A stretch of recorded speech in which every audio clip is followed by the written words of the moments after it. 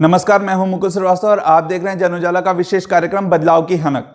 बदलाव की हनक में आज हम बात करेंगे एक बहुचर्चित आईएएस टीचर विकास दिव्यकीर्ति की, जिन्होंने भगवान श्री राम के ऊपर कुछ आपत्तिजनक टिप्पणियां की है। आइए पहले हम ये जान लें कि विकास दिव्यकीर्ति ने रामायण के बारे में क्या कहा। रामायण के बारे में एक मीडिया चैनल के इंटरव्यू में विकास दिव्यकीर्ति ने रामायण में दो मुद्दों पे सवाल उठाया है। पहला ये कि माँ सीता के बारे में कुछ किताबों का सहारा लेकर उन्होंने जो वक्तव्य कहे वो बताते हुए मुझे खुद अपमान महसूस हो रहा है। और दूसरा सम्मुख वध को लेकर। और आपको बता दें, ये दोनों ही जो मुद्दे विकास दिव्यकीर्ति ने उठाए, ये दोनों ही उत्तरकांड में लिखे हुए हैं।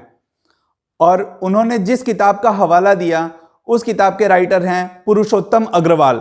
आपको बता दें, पुरुषोत्तम अग्रवाल जेएनयू के प्रोफेसर रहे हैं। ये वही जेएनयू है जहां कभी भारत विरोधी नारे लगते हैं तो कभी अफजल गुरु का बरसी बनाई जाती है।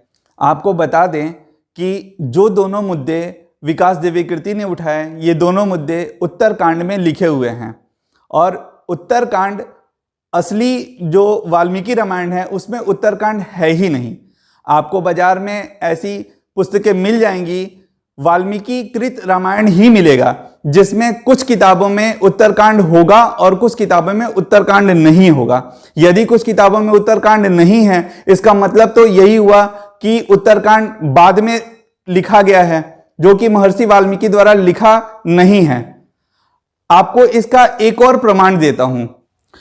वाल्मीकि के रामायण जिसमें युद्ध कांड के अंत में एक प्रसंग लिखा है, मैं आपको यह प्रसंग पढ़ के सुनाता हूं।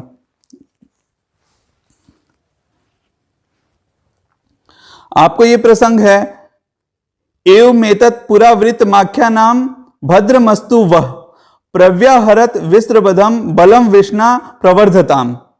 इसका मतलब यह हुआ, यह कथा संपन्न हुई, इसका गायन करने वाले तथा इसका श्रवण करने वाले सभी का कल्याण हो।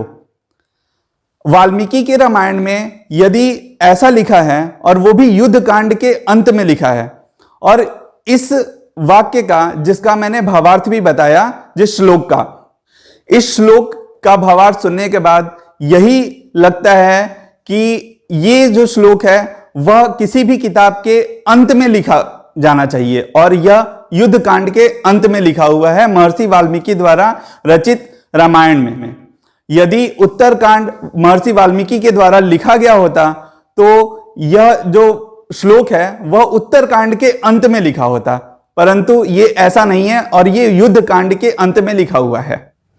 हाँ, अगर हम बात करें युद्ध कांड के अंत की, तो युद्ध कांड के अंत में भी कुछ ऐसी चीजें लिखी हुई हैं, जैसे सीता के अग्नि परीक्षा को लेकर। और हमारे देश के कुछ बुद्धिजीवी वर्ग ऐसे भी हैं जो सीता के अग्नि परीक्षा को लेकर के भी कई तरह के सवाल उठाते हैं और उठाते रहे हैं। मैं आपको इसके बारे में भी बताऊंगा। वो एक कहावत है, अधजल गगरी छलकत जाए। ऐसा कहने वाले वही लोग हैं जिन्हें पूरा ज्ञान नहीं है। रामायण के अनुसार सीता की अग्नि परीक्षा के विरोध में लक्ष्मण ने राम के विरुद्ध जाने की बात कही, जिससे श्री राम ने लक्ष्मण को पूरा सच बताया। और राम के बताए हुए सच के अनुसार जब राक्षस राज रावण का आतंक काफी बढ़ गया था, तब श्री राम ने सीता से कहा, जो कि लक्ष्मी और नारायण के अवतार हैं, कि अब समय आ गया है कि हम एक लीला रचें। जो प्रसंग रामायण में है मैं आपको सुनाता हूं। सुनहु प्रिय व्रत रुचित सुशीला, मैं कछु करीब ललित नर लीला। तुम पावक महु करहु निवासा, जो लगी करो निशाचर नासा। जब ही राम सब कहा बखान, प्रभु पद धरी हिय अनल समानी। निज प्रतिबिंब राखी तह सीता, तैसे ही सील रूप सुबिनीता। इस श्लोक के अनुसार राम ने सीता से कहा, अब समय आ गया है हमें नर लीला करने का। और अंत में उन्होंने ये भी कहा, प्रतिबिंब की चर्चा की, जिसका मतलब ये हुआ कि राम ने सीता से कहा अब समय आ गया है कि मैं आपको अग्नि देव के हवाले कर दूं और आपका प्रतिबिंब हमारे पास रहेगा। राम को यह पता था कि मृग स्वर्ण का नहीं होता है, फिर भी वह मृग के पीछे गए और रावण आया और वो सीता को नहीं, वो सीता के प्रतिबिंब को लेकर गया था, क्योंकि राम को यह पता था कि सीता के तेज को रावण सहन नहीं कर सकता और रावण वध के पश्चात यदि सीता को पाना है फिर तो अग्नि प्रज्वलित करनी ही पड़ेगी, क्योंकि असली सीता जो हैं वह अग्निदेव के हवाले हैं। तो सीता जी की अग्नि परीक्षा तो महज एक कल्पना है। उद्देश्य यह था कि असली सीता को अग्निदेव से प्राप्त करना था। आप इस संदर्भ को रामानंद सागर द्वारा रचित रामायण में भी देख सकते हैं, जिसमें अरुण गोविल ने राम की भूमिका निभाई थी। रामायण के इस प्रसंग को बताने का कारण थे विकास दिव्य कीर्ति। यूं तो विकास दिव्य कीर्ति ज्ञान के भंडार हैं, उन्होंने देश को कई आईएएस दिए। एक बहुत ही कड़वा सच है, कोई व्यक्ति यदि पूरे जीवन भर भी अध्ययन करे तो उसका ज्ञान पूरा नहीं हो सकता, क्योंकि ज्ञान की कोई सीमा नहीं होती। इसी अधूरे ज्ञान के कारण विकास दिव्य कीर्ति ने अपनी छीछा लेदर करा ली। विकास दिव्य कीर्ति के इसी बयान के कारण उनकी लोकप्रियता में कमी आई है।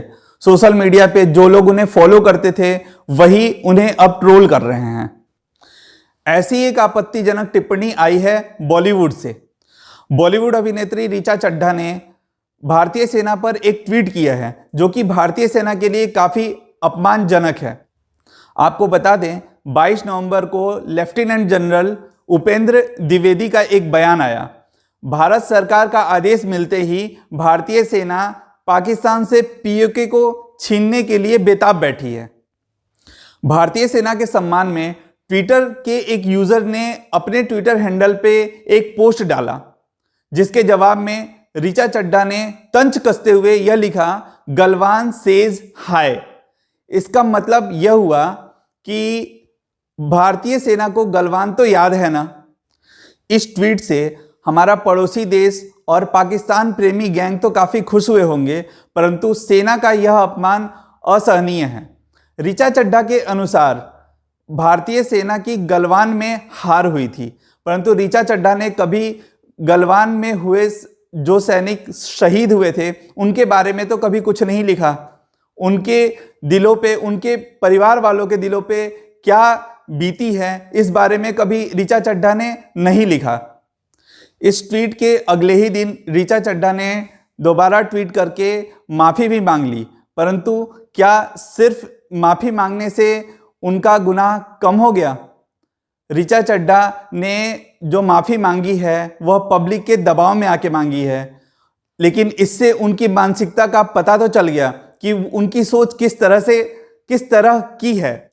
ऐसा लगता है बॉलीवुड के कुछ लोग देश विरोधी बयानों का बीड़ा उठा रखा है। उदाहरण के लिए कभी आमिर खान ये कह देते हैं मीडिया के सामने कि उनकी पत्नी ने कहा है कि भारत अब रहने योग्य नहीं है।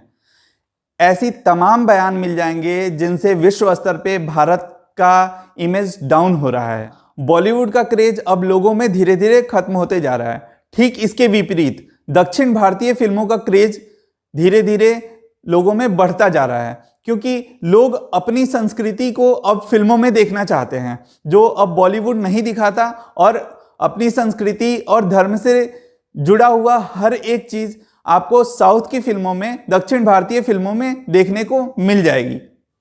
फिल्मों और लोगों के बीच हो रही इस बदलाव का विश्लेषण आप देख रहे थे हमारे प्रोग्राम बदलाव की हनक में, जिसके लिए आपका बहुत बहुत धन्यवाद। आपका विशेष स्नेह हमें मिल रहा है, जिसके लिए आपका धन्यवाद। आप देख रहे थे बदलाव की हनक।